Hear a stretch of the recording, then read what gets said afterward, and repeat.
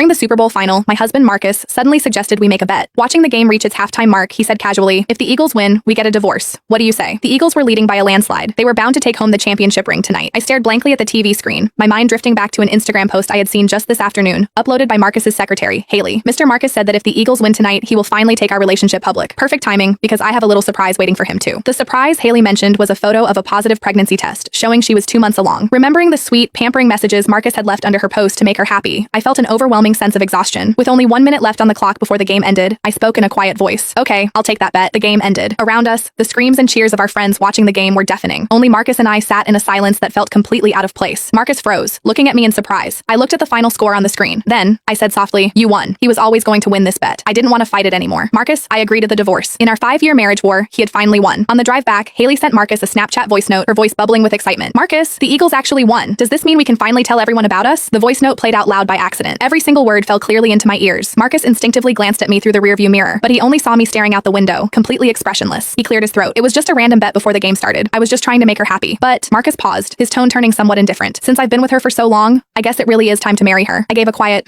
"Have your lawyer draft the papers." Seemingly not expecting me to agree so easily, Marcus was slightly taken aback. Then he said, "There's no need to rush it like this." I met his gaze calmly. "We wouldn't want to delay your big announcement. It's better to sign the papers as soon as possible." After all, she's been waiting quite eagerly. I wasn't lying. Haley had been with him for 3 years, but she had never gotten the chance to show him off publicly. As long as Marcus and I were married, he couldn't bear to let Haley be labeled a homewrecker. Marcus stared at my face, trying to read my expression, but I was too exhausted. I just closed my eyes. I didn't want to say another word. As we neared the house, Marcus suddenly said, "The power went out at Haley's place. She's terrified of the dark. I need to go over and keep her company." "Okay, just drop me off at the next intersection," I said, not even looking at him. I was already too used to this. Marcus hesitated. Only after I stepped out of the car did he say, "I might not come back tonight." I nodded, my face completely calm. "Okay." After Marcus's car drove away, I stood on the sidewalk for a while. My phone buzzed. It was a Snapchat message from my best friend Amber. "Did you and Marcus leave early? I can't find you guys at the party." Marcus had hesitated for a long time about coming to this game tonight. Maybe out of guilt, or maybe remorse, he had still ended up coming with me. I replied to Amber, "Yeah, we're getting a divorce." Amber replied instantly. "Because of Haley? Why won't that girl just disappear? She's just a secretary." Has Marcus lost his mind? Maybe he had. I didn't know when things had started to change between Marcus and me. When did it begin? Probably when his work got too busy, and we talked less and less. He stopped sharing the funny little details of his day with me. His replies to my messages took longer and longer. Strangely, the thought of divorce didn't make me sad. Instead, I felt a weight lifting off my shoulders. We had known each other for 8 years and been married for 5. This marriage, which had kept me awake for countless painful nights, was finally coming to an end. Just then, a voice note from Marcus came through. "Go to bed early." Marcus always had this habit of slapping me first and then giving me a sweet treat. I was used to this way of living too. Back home, I collapsed onto the couch, feeling drained. I stared numbly at the empty house. I don't know how much time passed before my phone lit up again. It was a notification for an Instagram update from Haley. I clicked on it. It was her relationship hard launch post. "Congrats to the Eagles for winning the championship. Mr. Marcus won his bet. Family of 3, finally together." The photo showed 2 hands overlapping on top of a pregnancy report. My hand automatically drifted to my own stomach. My own medical report from yesterday's checkup was still sitting in my purse. 4 weeks pregnant. It was my second pregnancy.